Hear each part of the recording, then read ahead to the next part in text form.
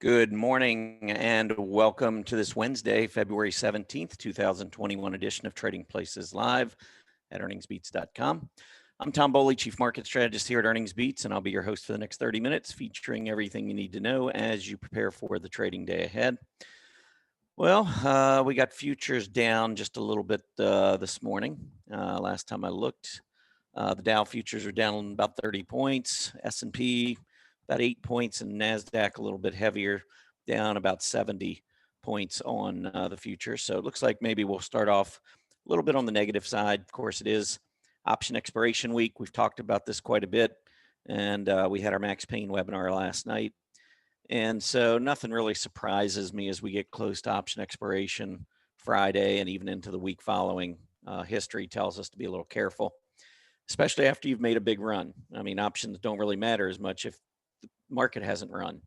But when the market has run like it has recently at all-time highs, then you got a lot of in-the-money call premium that potentially could be reversed as we head into option expiration Friday and the week following. So just need to be on guard.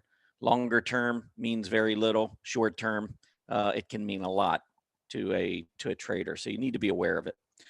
Anyhow, got a pretty good show lined up. I got a question from a member recently to do a break it down segment, which I used to always do on Market Watchers Live. If you used to watch that show with me and Aaron Swinlin, I used to break down a sector. And so the question that came up was, with Treasury yields moving up and all, maybe it was time to take a look at the financials. So I'm going to do that later in the show and just give you a little bit of a sense of how I would go about looking at the financials, especially given our research platform at Earnings Beats. I think there's obviously some ways that we can dig in and find some, first of all, just take a look at the group. And then if we like the group and we want representation, I'll show you some ways that you can use our platform to identify some pretty good candidates. But we're going to get into all that in just a bit. Before we get started and look at the action from yesterday, I do want to take everyone over to our Earnings Beats website. If you are new to Earnings Beats, we'd love to have you join our community. There's a free newsletter, no credit card required. You can unsubscribe at any time. It's really more educational than anything. But just type in your name, email address, hit that subscribe button. You'll join literally thousands of folks who have joined our community over the past, I guess it's probably been about a year and a half now since we started the Earnings Beats Digest. But it comes out Mondays, Wednesdays, Fridays. So 3 times a week, you'll get something in your email before the market opens, usually centers around earnings and relative strength and some of the things that we really focus on at Earnings Beats. But I like to think of it being very, very educational. It's a way for us to give back to our community. And so if you haven't already signed up for that, love to have you. Big event coming up this weekend. Even before we get to the weekend, on Friday morning at 10 a.m., I just want to let everyone know Julius de Kempenaar has agreed to join me. And if you follow Julius's work over at Stock Charts, it is absolutely amazing. He is the creator of the RRG charts. So if you've ever used those RRG charts that really help visualize rotation in the market, well, Julius is the one responsible for that. He created those RRG charts, and he's going to be joining us at 10 a.m. on Friday. And this is going to be an event that's open to everyone. So you don't have to be a member at Earnings Beats, but you do need to be part of our community. We're going to send out the room instructions to everyone on the EBD, Earnings Beats Digest. Everybody that's a member there will get an invite with the room. And of course, all of our members at Earnings Beats will be notified of the room, get your room instructions and so forth. But it should be a great event. And the timing really couldn't be better because Sunday we're having our top 10 stocks, what I like to call draft, where we'll be announcing the 10 equal weighted stocks that go into each of our portfolios. We do this once a quarter. And if you take a look at our results, going back to November 19th of 2018 on the model portfolio and compare how we've done versus the S&P 500, I think it's a testament to our philosophy and our strategy of outperforming the S&P 500. That's our stated goal. Everything I do, I try to beat the S&P 500. If I can't do that, I kind of half jokingly, not really jokingly, but if I can't beat the S&P 500, I should just put my money in the spider and go golfing, and be done with all this. So the goal is to beat the S&P 500, and I think we've done that pretty consistently and by a wide margin. If you take a look at all of our results here. So anyway, if you want to be part of that event on Sunday, you do need to be a member, at least a trial member of our service. And you can do that by hitting that join today button. It's a no cost trial for 30 days. So literally there's no reason not to come in and check out the portfolios that we announce. But that will take place Sunday at 7 p.m. So in the evening. Normally we do that on the 19th of the month, but of course the 19th this month is Friday. And I don't know about all of you, but I really don't want to spend my Friday night. I mean, I love all of you, but I don't want to spend my Friday night doing this. So we're going to hold off, do it on Sunday. It also gives me more time to evaluate the market. So it just makes sense to do it on Sunday, but looking forward to that event. But before we get there on Sunday, we got this big one coming up with Julius on Friday. So make sure that you are at least an Earnings Beats Digest member so that you can attend that. That should be a really good webinar. And by the way, if you can't make these webinars, we record all of them. So even if you're on the EB Digest and you don't make the event, you can go back and review the recording. We'll make sure you get a copy of that. All right, let's move on to what's going on in the market, or what went on in the market yesterday. The Dow Jones up 64 points. The S&P fell 2. NASDAQ fell almost 50. So on a relative basis, you can see the NASDAQ took it on the chin. You look at the charts, everything still looks pretty good. I wouldn't be overly concerned. I think the biggest concern for me right now is just the short term with options expiring. You never quite know what to expect. I think it's possible we could get a 20-day test. I think it's a little bit more remote, but maybe we would go down to the 50-day within the next week or so. I don't think that's going to happen. I just think there's too much of a bid under this market, but we'll see. Still some really good reports, earnings reports coming out. Mid caps dropped 5 points, small caps dropped 4 points. So they too, like the NASDAQ, underperformed a little bit on the session yesterday. As far as strength, there were 3 sectors that were higher yesterday. If you're in any of these 3 groups, you probably did pretty well. Energy, financials, communication services. Communication services has really been on a roll. We've seen media agencies performing extremely well. Internet stocks breaking out. Many internet stocks have really been on a roll. Take one look at that Twitter chart and you'll know what I mean. But energy, financials, communication services, the 3 winners. Probably the biggest technical development, though, was energy, closing at 45.79. If you go back and look at the chart back in June, and you look at the highs that have, the bounces during this pandemic, 45 has been a big level. We cleared that yesterday, 45.79. I think in the short term, energy is looking pretty good. Longer term, I don't know that it's going to be the outperformer. I still think the dollar rises, and that provides headwinds to energy. But in the short term, as a trader, I would still be, if you're looking for short-term gains, I honestly would be looking at energy. But from a longer-term perspective, our portfolios, if you will, because I kind of view those as, I don't know, maybe a little hybrid of trading and buy and hold. Buy and hold from the standpoint that we put these in for 90 days and we don't touch them. The 10 stocks that go into each of the portfolios, there's no trades during the 90 days for us. Now, our members can do whatever you want, but we try to be very transparent and simple. Simplicity is a big thing for us with these portfolios. They're easy for anybody to verify our results. We don't trade. So you get in, you hold 90 days, you get out, you replace them with the next 10, next quarter. So that's kind of the buy and hold mentality. The trading mentality comes in that every 90 days, you're adjusting your portfolio. It's not buy and hold forever. It's buy and hold for 90 days. So the trading aspect gives us the opportunity to look at strength, relative strength, and to reallocate, if you will, every 90 days. And that reallocation, that's what I was talking about earlier with the webinar on Friday with Julius. I want to kind of pick his brain a little bit. He, like I said, created these relative rotation graphs, and he writes about it all the time. If you're not already a subscriber to his blog over at Stock Charts, you should be. And you can subscribe to any of those blogs, by the way. They're free. All you do is go to the bottom of an article, and there's a little box where you can put your email address in and hit subscribe button. And then as soon as someone publishes an article, it automatically gets sent to your email. So you don't have to go over to Stock Charts and look to see if an article has been published. it tells you, stock charts will send you the article in your email. So it's a pretty cool feature to subscribe to those blogs. I hope you subscribe to mine. Um, anyway, lagging on Tuesday was the utility group, down more than 1%. Utility still very weak. I suspect utilities are going higher in 2021, but I don't think they're going to go higher as rapidly as most other sectors. So I'm just not interested because, again, I'm trying to outperform the S&P. Utilities, just because they go higher doesn't mean I want to own them. If they go higher, at a lower rate or a lesser rate than the S&P 500, they're holding my portfolio back. And I think that's the problem that I have with most of the defensive groups, that when you're in a secular bull market, defensive groups tend to go higher, but they tend to go higher much slower than the more aggressive groups. Finally, on Tuesday, you can see recreational services. Big day yesterday. If you look at the top of the S&P 500 leaderboard, you're probably going to see a couple cruise lines. Cruise lines had a huge day on Tuesday. A couple of them up 9%, I think. Maybe Royal Caribbean and Carnival.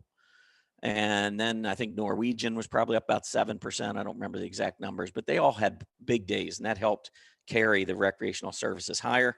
We're still trying to get above December highs, though.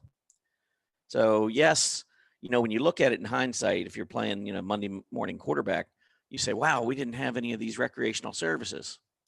Well, unless you're absolutely perfect with your timing, you're never going to hit everything just right on every single day.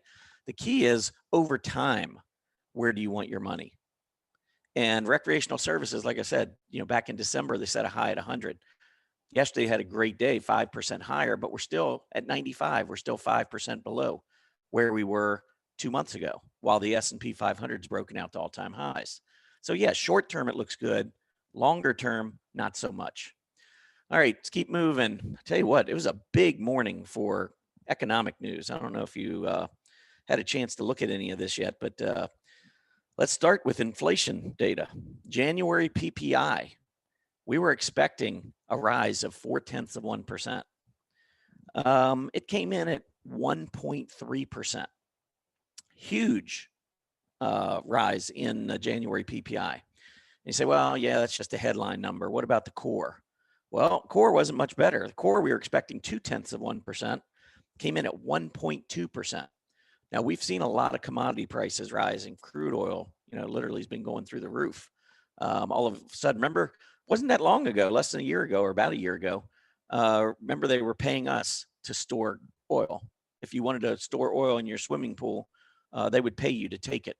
Remember, it was negative. Crude oil prices went negative. They're not negative anymore. It's $60 a barrel, or pretty close. So energy prices have been rising, a lot of other commodities rising, and as a result, we're beginning to see it reflected in these inflation numbers. Now, is it a long-term thing? Is it an inflationary problem? Is the Fed falling behind the curve? Well, they have said in the past that they're willing to let inflation kind of rear its ugly head a little bit. In other words, they want to inflate the economy a bit. So I don't think one report is going to send the Fed, looking to hike rates. But if we continue to see this over the next several months, we could begin to see pressure mount on the Fed to raise rates. Now, before you go thinking, oh my gosh, well, that's horrible for the stock market, realize that we're at historic lows in interest rates, okay? If we were at 4 or 5% on the 10-year Treasury yield and we were talking about raising rates, then yeah, I think we got a problem. Or at least maybe we need to think about possibly having a problem. But right now, the 10-year Treasury yield still, after this big increase over the last 6-7 months, we're still sitting at 1.30%. So keep it in perspective. These are still extremely low interest rates. Of course, we're going to go higher at some point. I've said before, I think the only bubble in the market that I'm aware of is in the bonds. I mean, it's in the treasuries. So many folks got so scared and poured money into the treasuries. It was crazy. Many treasury markets, bond markets around the globe are negative. And those that aren't were. So think about that for a second. You invest in a bond, which normally pays you interest, and you pay them interest to take your money. Kind of like crude oil, somebody paying you to take the oil and store it in your swimming pool. I mean, it's kind of crazy. That to me is a bubble. When you're willing to pay somebody to keep your money for you, That's a bubble. Anyhow, I'm looking for the 10-year Treasury to move higher. I don't think it's going to move higher, to the point where it's going to spook the stock market. I mean, you may see some headlines, but I would ignore them, especially if all other signals point to higher prices in the U.S. stock market. But it'll be something. There's always got to be something. You got to write about something negative, or you can't get those folks to click on your headline, and bring people into your site, which attracts advertisers and so forth. You've got to have that clickbait headline. And so if Treasury yields keep going up, expect that to be hitting the internet soon. How higher interest rates are going to spook the market. That'll be the next story. All right. So anyway, PPI though is, that was a pretty shocking number this morning. If you weren't expecting, I certainly wasn't expecting it, even though I know commodity prices have been going higher. I wasn't looking for something like that. January retail sales, though, just as shocking. January retail sales expectation consensus estimate was a rise of 1.1%, came in at 5.3%. And if we strip out autos and gas, it was only expected to be 0.5%. It's 6.1%.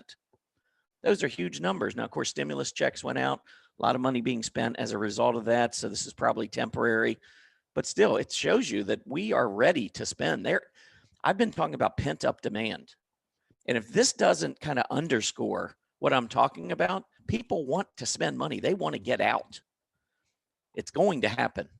And we're going to see a lot of growth in 2021. January industrial production. December was a rise of 1.6%. January kind of tapered down a little bit. The rise was 0.5%.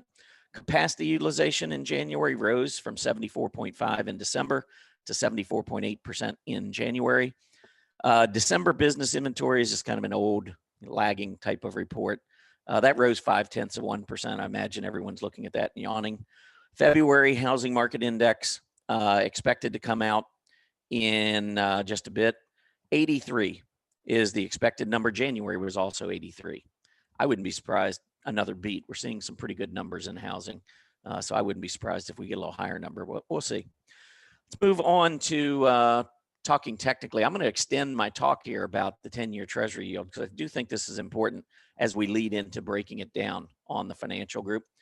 My key here, though, key point I'm trying to make is when you see the 10-year Treasury yield, this is a 20-year weekly chart on the 10-year Treasury yield. And you can see it's mostly been going lower. But when you have these periods where we go higher, I want you to look at the two bottom panels. Here's the financials, XLF versus the S&P 500, and banks versus the S&P 500. Now, if you look at this, you just see kind of everything moving down from left to right. Well, most of the down occurred during the financial crisis, and it's taken us a while to recover from that. And then, of course, the pandemic. So financial group's been hit pretty hard by a couple of these things that have really impacted their performance. But I just want you to focus on a couple things. I'm going to annotate. I want you to look at what happens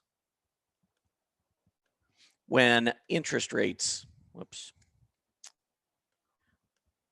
want you to look at what happens when interest rates move up. So I'm just going to highlight a couple of these areas where we've seen some really nice increases.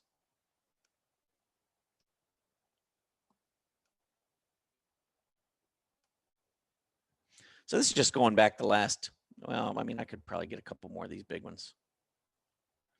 So what I'm doing is I'm marking off these areas where we've seen big moves higher in the 10-year Treasury yield. And I just want you to see the impact that it has on the financial group relative to the S&P 500. So here we bottomed, came up. You can see we did go a little bit lower in the financials as we hit that bottom, but then we rallied back really hard on the financials. Here in 2012, 2013, you also see financials moving higher. Now this chart down here, this doesn't just mean that financials are moving higher. It means that financials are outperforming the S&P 500. So these are periods when we would want to have representation in financials. When yields are rising, you will see, for the most part, when it goes up, financials outperform. And down at the bottom are the banks relative to the S&P 500. So you can see that during these periods where we get steady movement up here, 10-year treasury yield, actually financials kind of drifted sideways. That one didn't work as well. Same with the banks. But now as we're starting to make this push back to the upside again in the yields, this huge move that we've had for about the last 6 months or so, look at financials outperforming, banks outperforming. So as long as the yields continue moving up, then I think we've got a situation where we want to be at least cognizant of the fact that financials could perform better than the S&P 500.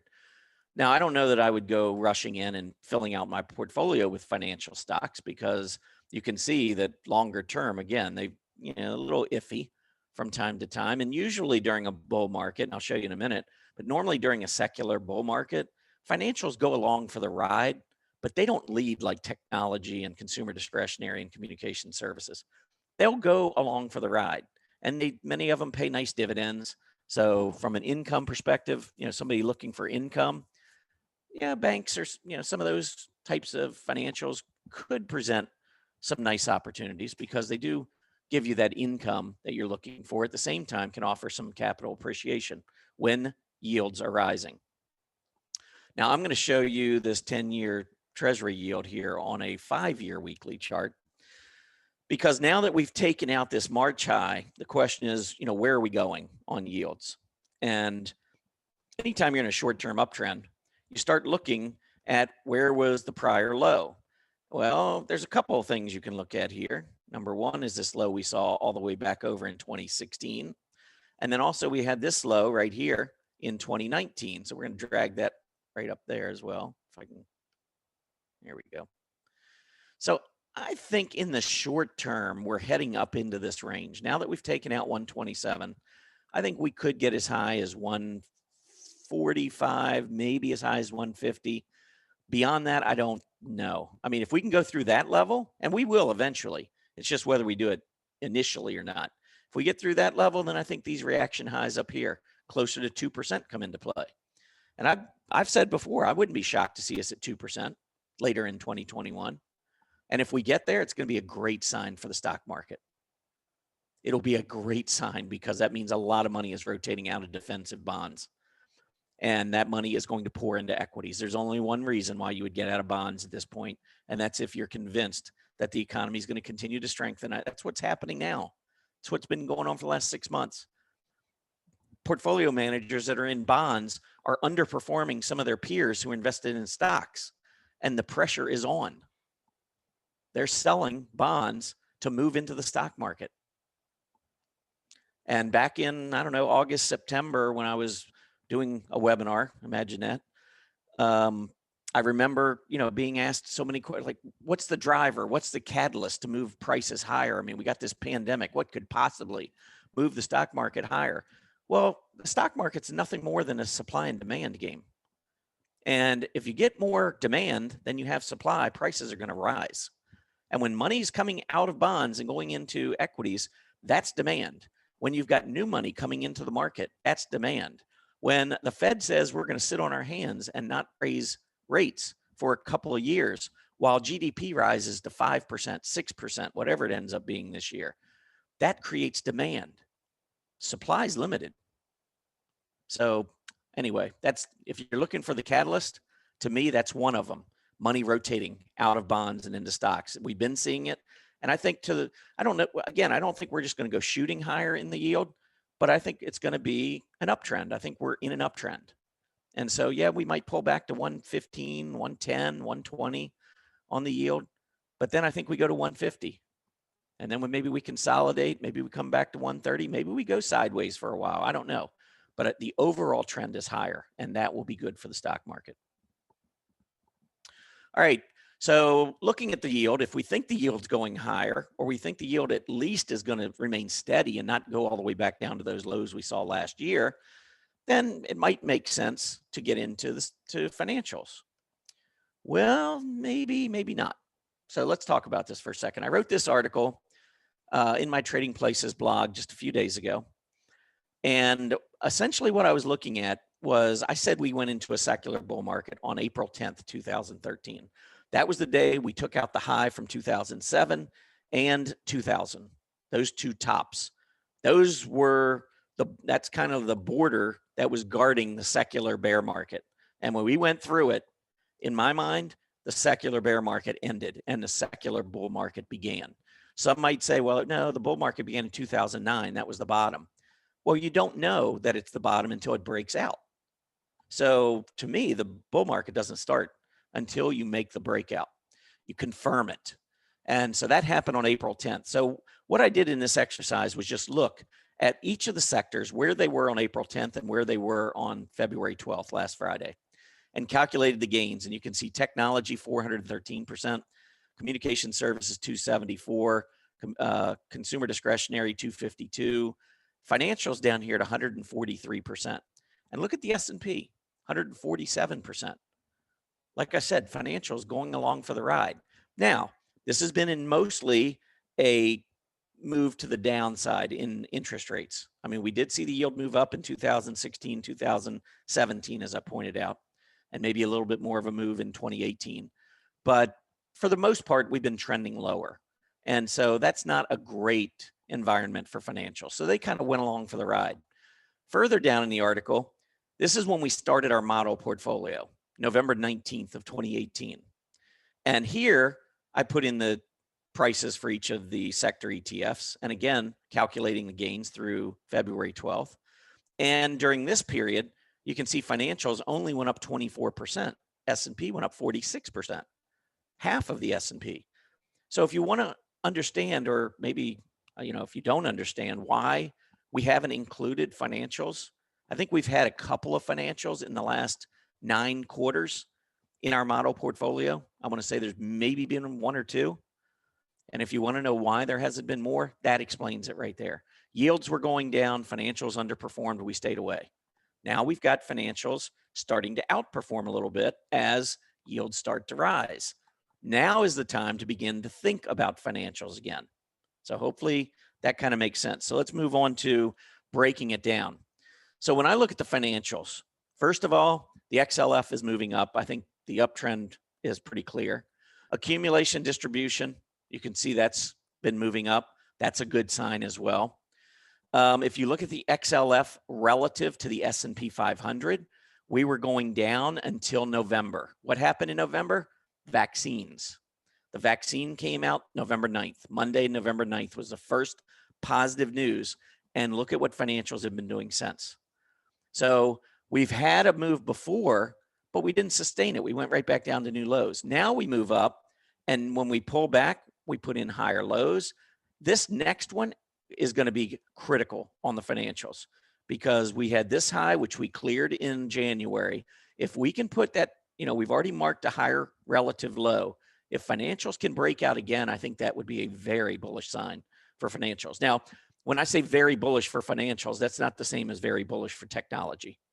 So understand the difference. Financials are not likely to take off.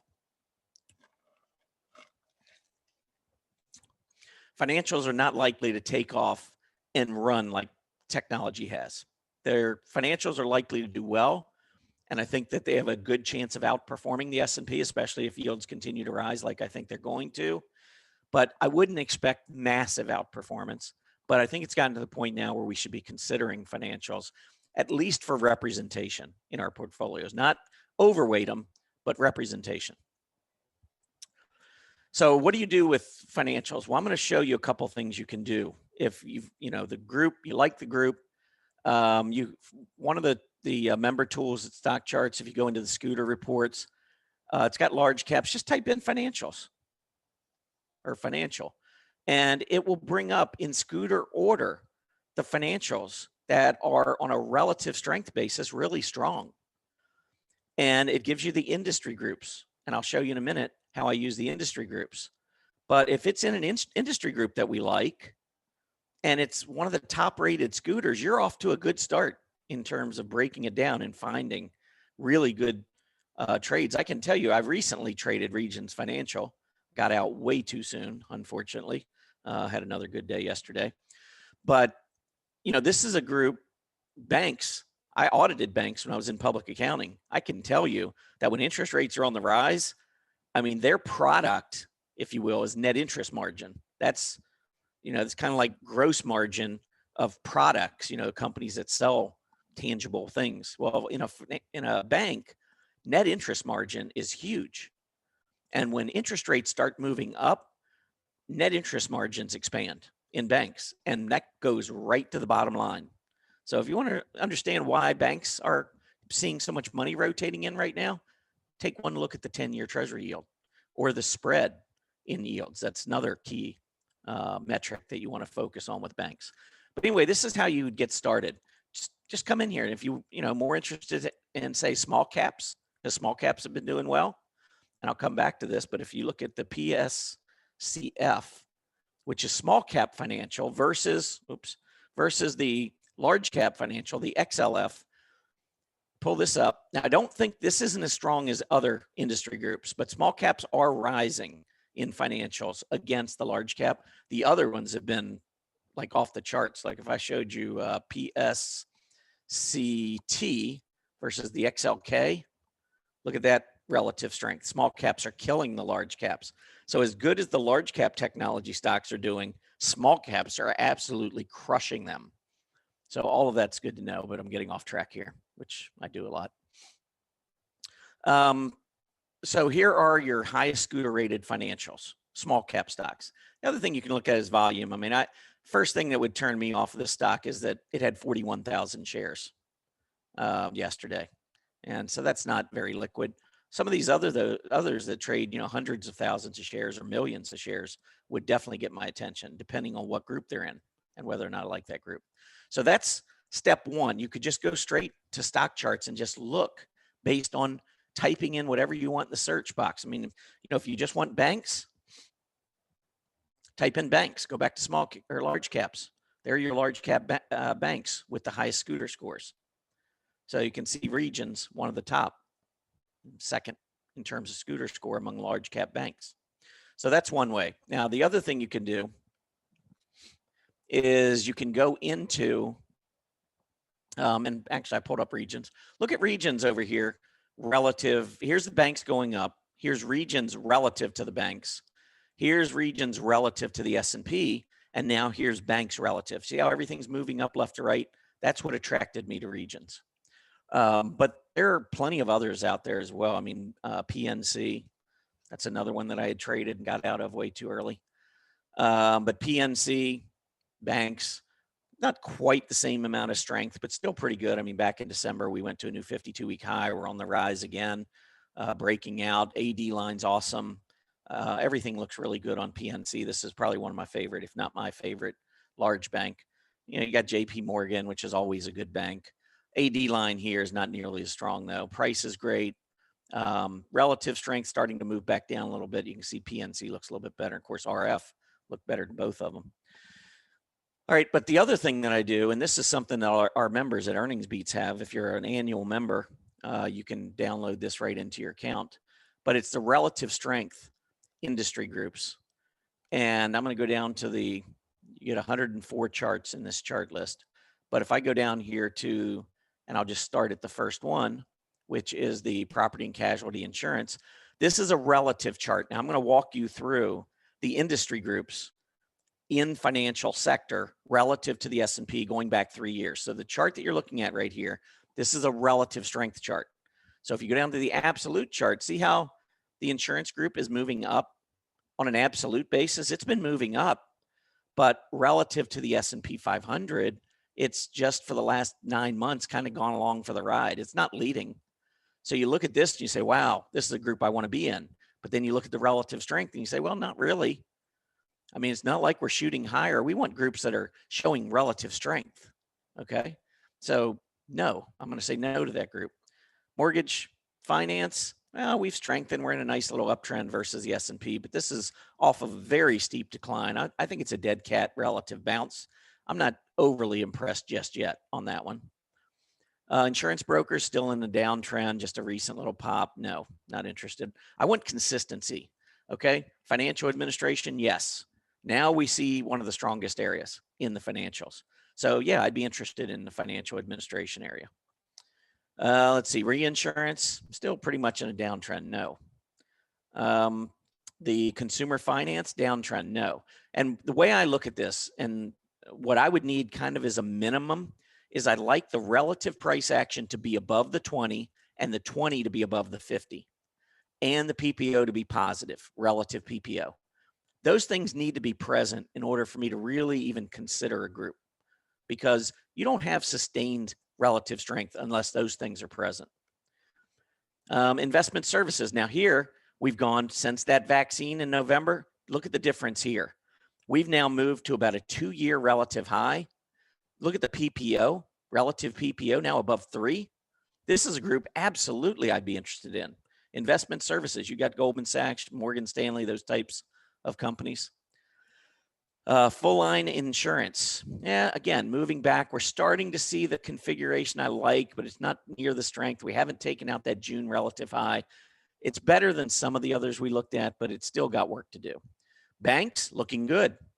There's your relative PPO up at 3.24, above 3. Breaking out right now to a more than 1-year relative high, 20 above the 50, price action above both. I mean, this is kind of that configuration. 10-year treasury yield moving up, certainly helping the banks. Specialty finance, nope, downtrend. You know, you need to have a special stock. If you're looking at an industry group that's doing this and in a downtrend, below the 20, below the 50, PPO negative, the only way I would trade a stock within this group is if it's such a great leader, not only against its specialty finance peers, but it's crushing the S&P 500. There are outliers, but I would only consider this group if I had one of those outliers. Asset managers starting to show some strength. Haven't gotten back through the high we saw at the end of 2019, fourth quarter there, but definitely improving here. I don't think this is as good as banks, not as good as investment services, certainly not as good as financial administration, but on the improve. This group looks better than some of the other areas and improving. Same goes with life insurance.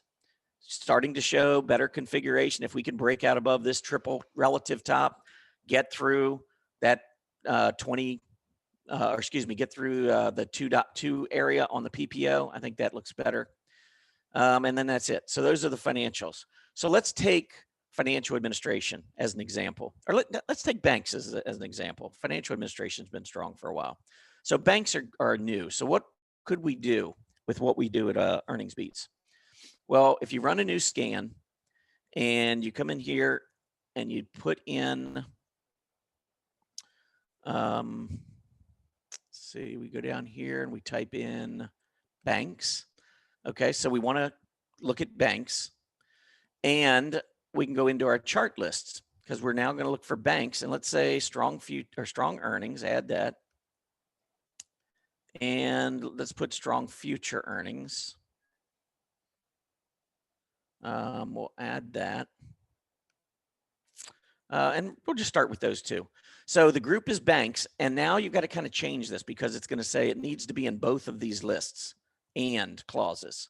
Well, if you know how we do these, there are no companies that are on both of these lists. So you're going to, if you run this scan just like this, you're going to get 0.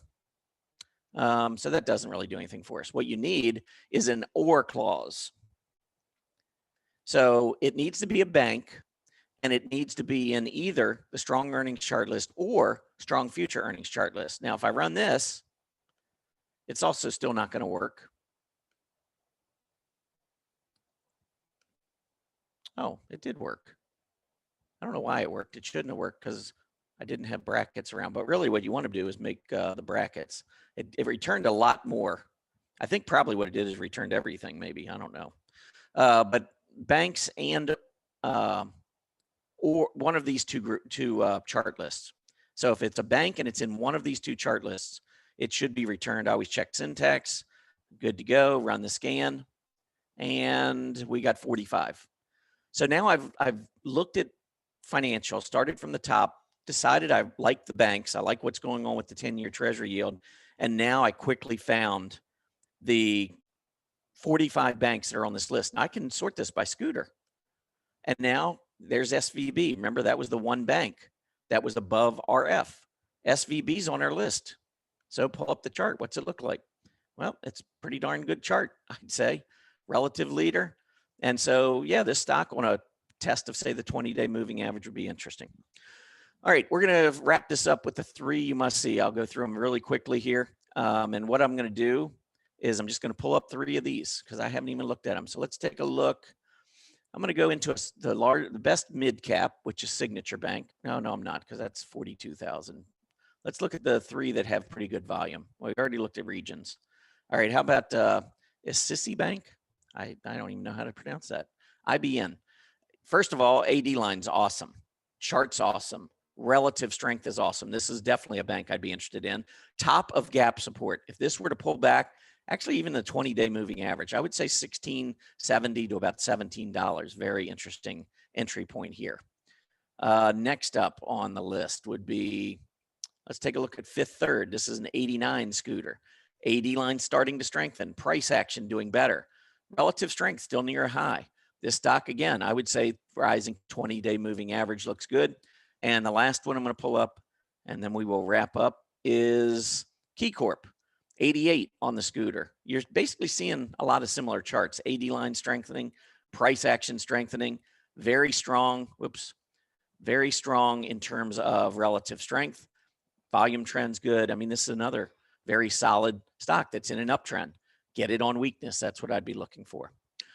All right, that is it. We'll get one look at the market just to see what's going on. And shocker, right? We just had the Max Payne last night, and we got the market moving down. Shouldn't surprise anybody. Anyhow, we'll see how things roll out the rest of the week. Just remember, Julius is joining us on Friday. If you want to be part of that, go to Earnings Beats and sign up for our newsletter if you're not already a newsletter subscriber, and we'll make sure you get room instructions. Listen, everybody have a great day. Take care, and I'll be back at Stock Charts TV tomorrow morning for a recorded version of Trading Places Live. Have a great day, everybody. Happy trading.